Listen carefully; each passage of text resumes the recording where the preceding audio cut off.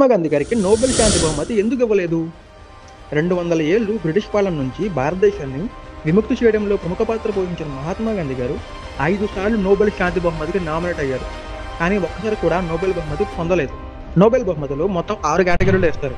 Physics, శాంతి, literature, medicine, chemistry, ఎకనామిక్స్లో ఇస్తారు.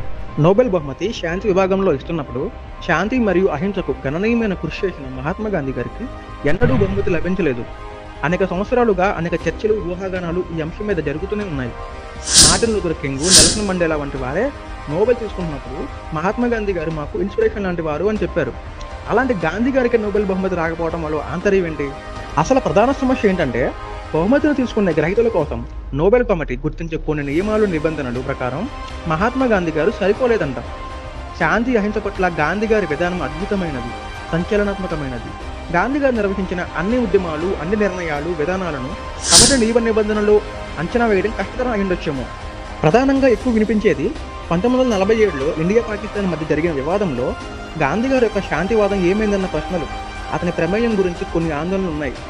గాంధీ గారు ఈ విధానంలో ఒకవైపు గట్టిగా కట్టుబడి ఉన్నారని విశ్వసించారు, మరియు అతని స్థిరత్వంపై చాలామంది సందేహాలు ఉన్నాయి. ఇలాంటి అంశాలు గాంధీ గారికి నోబెల్ ఇవ్వకూడదనే కమిటీ నిర్ణయాన్ని ప్రభావితం చేసి ఉండొచ్చు.